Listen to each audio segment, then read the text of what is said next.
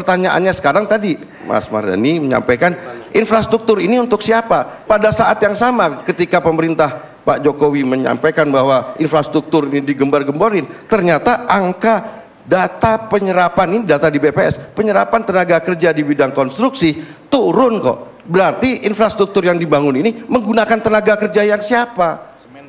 Semen turun, semua turun. Ini data. Jadi maksud saya ini diluruskan. Infrastruktur itu bukan bangun fisik kemudian membangun dan mendorong pertumbuhan, bukan. Ada pertumbuhan ekonomi kemudian dibangun interkonektivitas di antara satu pertumbuhan ekonomi ke pertumbuhan ekonomi yang lain, dibangun sarana prasarana, itu infrastruktur. Jadi enggak kalau kemudian tiba-tiba bangun jalan di Papua terus kemudian siapa yang akan menggunakan jalan tol itu? Itu pertanyaan. Infrastruktur itu untuk siapa? Jadi supaya kalau angka-angka ini jelas, sebutin aja teori atau ajaran founding fathers kita, ajaran Soekarno yang mana yang menjelaskan kok pada saat petani di Indonesia mau panen kita malah impor. Nggak ada. Cukup. Saya baca-baca di buku semua Soekarno nggak ada jelasin tentang itu. Udah pasti. Gini. Nggak, salah satu aja jawab. Yang mana yang mau jawab? Saya ingin menjawab sederhana saja, ya, supaya menjawab semuanya. Pekerjaan yang dilakukan oleh pemerintahan yang sekarang seharusnya itu sudah selesai 20 tahun yang lalu. Bagaimana sebuah jalan yang tidak jauh dari Istana Negara di daerah Tangerang itu masih berlubang dan seterusnya.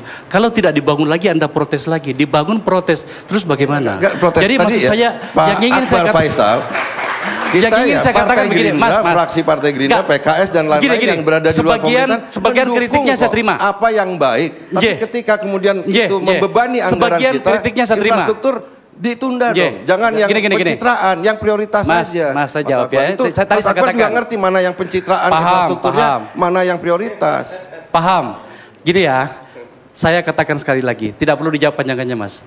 Semua yang dilakukan pemerintahan ini seharusnya sudah dilakukan oleh pemerintahan sebelumnya sejak 20 tahun yang lalu. Sangatlah tidak manusiawi membiarkan orang di Papua yang kita anggap sebagai bangsa kita terjebak pada kemiskinan dan jalan-jalan rusak itu untuk kemudian kita protes ketika dibangun. Itu tidak fair juga. Kita bilang terima kasih kalau kemudian infrastruktur itu kita dari fraksi Partai Gerindra, PKS dan yang lain mendukung kok. Kalau yang baik, yang enggak baik kita. Jadi sedikit aja 1 menit bahwa kita konsepsi awal kan basic pembangunan kita pada basis consumption pindah ke basic production untuk menjadi kita tidak hanya menjadi objek strategis tapi menjadi subjek strategis bagi negara-negara lain. Nah, dalam kondisi mengubah konsepsi consumption dan production ada defisit infrastruktur kita.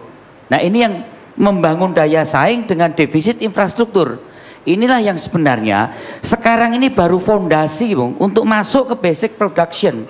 Nah, berbagai hal harus dilengkapi dulu.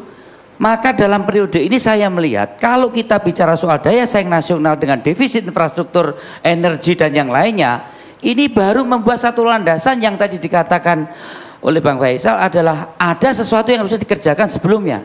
Kalau kita terus dalam konsepsi yang sekarang, kita hanya akan menjadi objek strategis dalam konsepsi. Artinya Pak Jokowi lebih mementingkan bangun aspal global dibandingkan kemudian mengorbankan nelayan dan rakyat Indonesia. Susah. Bahwa ada sesuatu tadi. Loh, saya tahu kok untuk hal yang menentukan kebutuhan bahan pokok dan barang penting lainnya untuk impor, pemerintah tidak hanya melihat harga di tingkat konsumen, tapi di tingkat produsen.